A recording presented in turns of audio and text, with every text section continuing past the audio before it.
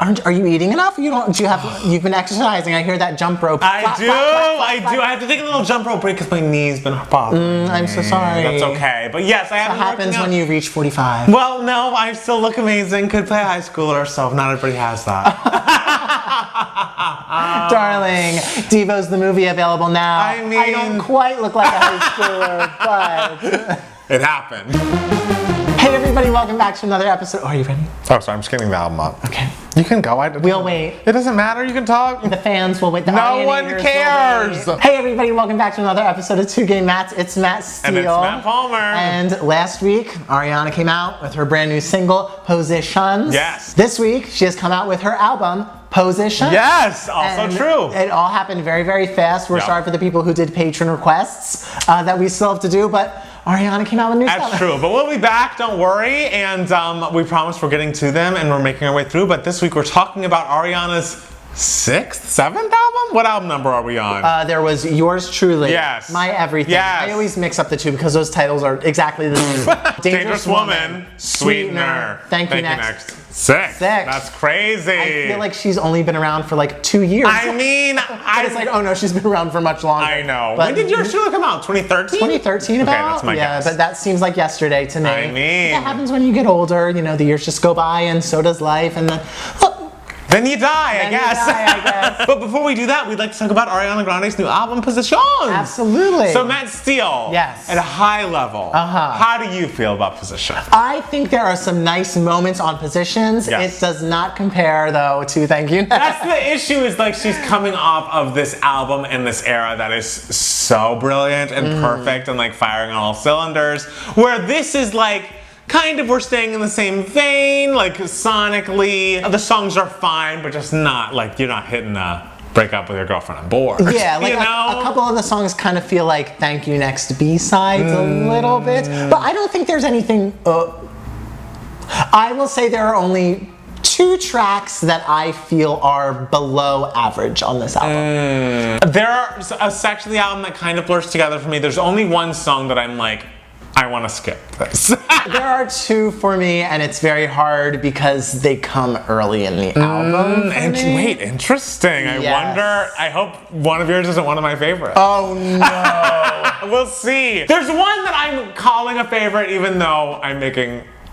excuses for it. So we'll see. Let's just jump into a track by track then. Okay. And wait, one more thing about the whole album. I do like that it's like we're doing an R&B sex record with a lot of like orchestrations and strings. I love the strings. I love the orchestrations. I think that is a really cool concept. Yeah. And it also feels very much like her because, like, yeah, she does like the sort of sexy pop and everything, but she is a musical theater girl deep down in her heart. I feel like every album she has that sort of like 50s throwback type thing that feels very musical theater girl, and I feel like the strings in a lot of the songs on this album feel very her. So I love those moments. I think those moments ring very true. Yeah. And you get it right away in the opening track, Shut Up. Shut Up! Which is fun. I wonder though, how do the Lambs feel about this song? Why do you ask? Because we're literally doing the same thing as How About You Get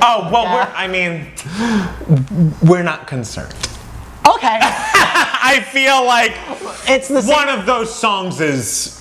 Yes. Okay. It's in the similar vein of like we're opening the album with a short, simple, like go fuck yourself kind of song. True. That's very light and airy, and that's where the humor is. I could see on paper how they could be compared. Yes. I don't believe quality-wise they're in the same league. No, but I do not dislike Shut Up. I don't dislike it. I think it's cute and nice. It's fine. And I think it's an odd opening for the album. Like maybe we're sneaking in the side door, which sometimes we do.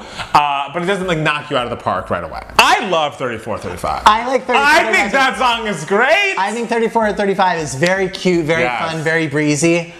The star is the bridge of 34. Wait, which one's the bridge? Let me think. I can't remember it. Oh, I can't sing it back because I just listened. Like, I know. But what are the lyrics? What's she doing? Oh, it's just sex. I've heard the song twice now. Okay. And every time I get, like, when the bridge is over, I'm just like, successful bridge. Successful bridge. Hey, I honestly maybe would have put this out as the first single instead of Positions. Like, I think melodically it's one of the stronger moments for sure. Yes. I love the end, the little like sneak in there of just like, it means 69. And I was always Math like, class. it was never good. I like that. Yes. Motive with Doja Cat. Wow. Well, before Matt still starts, this is one of my favorites. I like that it has some tempo. I mean, the chorus is very motive, motive, motive. But I think it's an interesting production. We're doing a little bit something different than we're doing everywhere else in the album. Doja Cat does a good job on our feature. I could see this being a single as well. What? Shut up. No, I think this is the worst song. Oh, girl, no. A problem that I have with some of these songs is the verses are good, the pre-choruses are good, and then you're ready to get to the chorus and you're like, oh, that's the chorus. And we're just gonna say the words over and over again. Yes, and I hear you. It's a dance song, but it feels so heavy, and there's just, to me, nothing to it that makes it interesting in the slightest.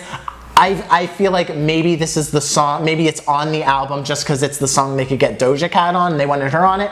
I think I do not. Wow. No, this is a very strange least favorite song. Like, I think if nothing else, it gives you some tempo. It like gives you a little bit of energy. It gives tempo, but no energy. To me, it gives tempo, but no energy. And that's honestly, I feel like that's all it offers is tempo. I disagree. I enjoy it. It's this chorus, yes, is a little bit under the radar. But under the radar is putting it mildly. But I don't find it distasteful. Like, I think it's very fine. And honestly, this is my favorite part of the album, is that song before this song and the song next. Well, there's one more song I really love.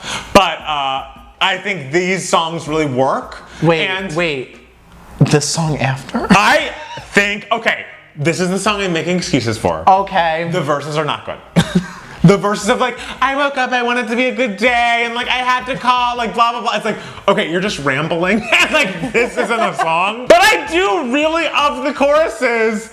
Just like magic, just like magic. See, to me, I'm attracted. See, to me, the chorus is so sing-songy. I think it's cute. Which I was like, oh, I bet Matt Palmer does not like this. I think it's cute. I think it's singable, and one can sing it back. I think this song is fun. There are other songs on this album that I think are like slightly forgettable-ish, but these are the only two songs that I'm like, oh, these fall below forgettable, and like I actually have like actual criticism for. What is your criticism? Just the chorus of Just Like Magic you find annoying? I think that it's so basic and just like and sing-songy, like da da da da da da da. I think it is singable. I like that I can sing it back to you. Okay, yes. All right. Fair. Off the Table. What are your thoughts on Off the Table? It is the worst song on the album. There's no discernible melody. When she said the words off the table, the first one I was like, that's not your melody for the hook, is it? Why throw, The Weeknd's having a huge moment, why throw him on this truly melody-free song? And I feel like we're being harsher about this album than we mean to be, but like, I'm sorry, this song is just not it. Okay. No. Okay. No. There is absolutely no melody. Why is that not upsetting? Literally none whatsoever. But I feel like this is the first song where I feel like musically we are doing something different from what we're used to hearing from Ariana Grande. I think this was an experimental moment. I think she sounds lovely on it. Sounds lovely. She sounds lovely on everything. Of course, but like this was at least something that stood out in some sort of way. I feel like a song can be good even if it's not the most melodic, because I feel like it's at least saying something. So I'm happy that it's on the album because I feel like it's something different in an album that overall is nice but doesn't have a ton of artistic swings. I will listen to it again and ponder it. And at the end of the day, I'll probably just be like, yeah, no melody. There are some songs with like no melodies that are fun. You love The Couch. Oh, leave The Couch out of this. Just like how you defend Just Like Magic, I will defend Off the Table. I think musically we are doing something different and interesting. Are you down? What's up? Are you down? What's up? Are you down?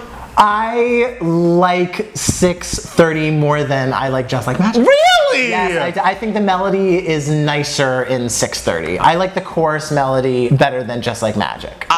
I think the lyrics are cuter and more fun in Just Like Magic, and the melody is, I think, more singable. Oh, I disagree.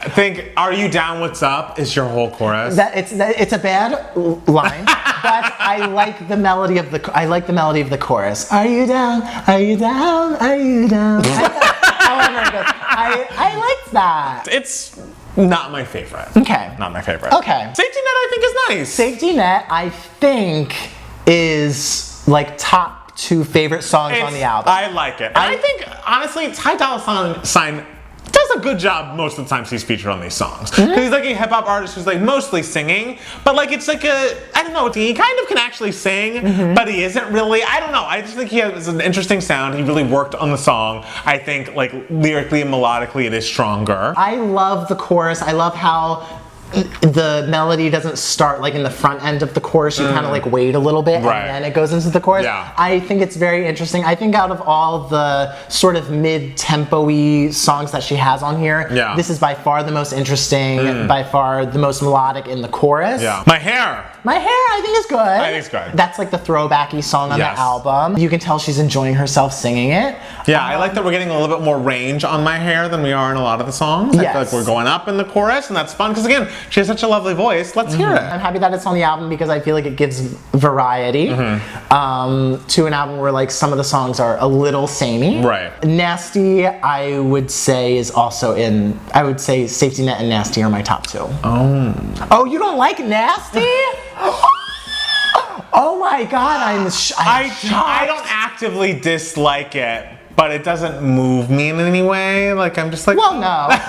I find it kind of middle of the road average. I think it has a very simple chorus, like we've criticized with some of these songs, but I think the way it's produced there's a classiness about it, and it works to me. I like Nasty a lot, and I think it's the most overtly like 90s R&B moment on the album. Like I'm kind of just like, Janet? Janet, is that you? Is that you, Janet? Maybe it's like 3rd, I would say. Yes. All right. Yes.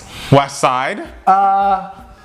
I know. I know. That is the song that I feel like I listen to most because like just the title doesn't stick with me, and then I listen back to them like, oh right, and then it's like you watch a season of The Real World and you're so invested in them, and then as the season ends, you're like, I don't remember anyone's names. Well, I mean, West Side is essentially, it feels like a transition. Yeah, it's like an interlude. It's an interlude. Like it's so short, and but you know, not bad.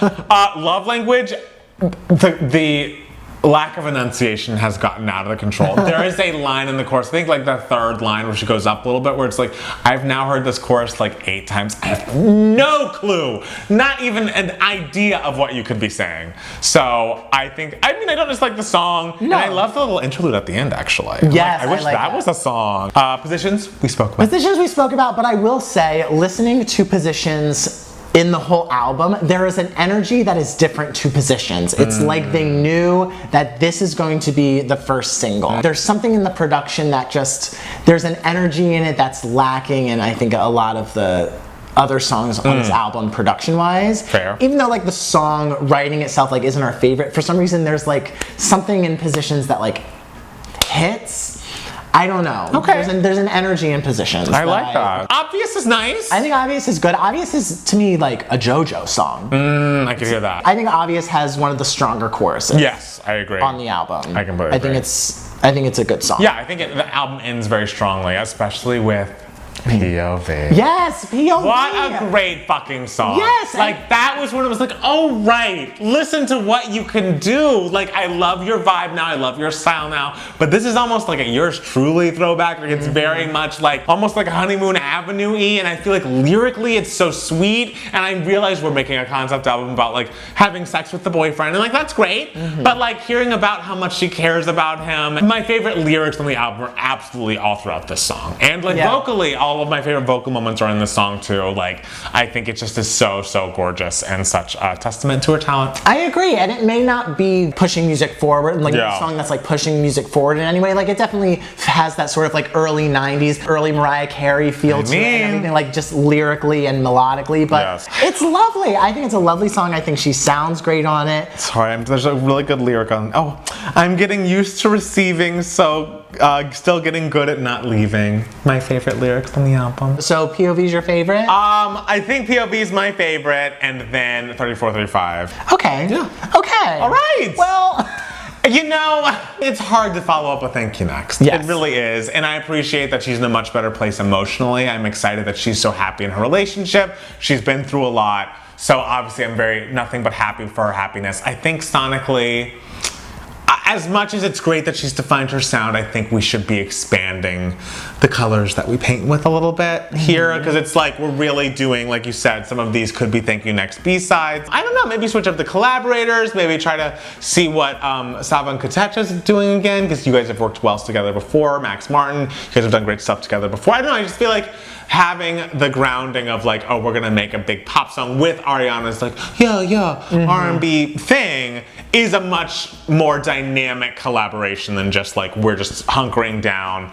with Tommy Brown and whomever else the producers are on this record, which it's not a bad record by any stretch of the imagination, but maybe it's just not taking Ariana's any new places. I wish her the best with this era. Of course, 34-35, I'm sure we'll do well. Yes. All right, well, thank you guys so much for watching. Make sure to follow us on Twitter and Instagram at Matt Palmer Music. And it's Matt Steele. And at 2Gay Match for both of us. Listen to our podcast. It comes out on Mondays. Just search for 2Gay Match, TWO, in your favorite podcatcher. If you want to become a patron, go to patreon.com/2Gay Match, TWO yet again. We love Montana. We love Adam Parnell. We love Richard. And we love all of you. Yes, and this is our last video before the election. So please vote for Joe Biden. And if you haven't mailed it in already, just drop it off somewhere. Do not mail it in now, because they're trying to make those not count because everything's a clusterfuck. So just find a drop box, find somewhere to drop off your ballot in which you have bubbled in Joe Biden and Kamala Harris. If you have not bubbled in him, and just stay at home. Hopefully the next time we see you, we'll be happy campers, smiling away. Smiling away. Because of what has happened on Tuesday. So best of luck to all of us. Good luck, America. And we'll be back soon with more 2Gay Mats. Bye.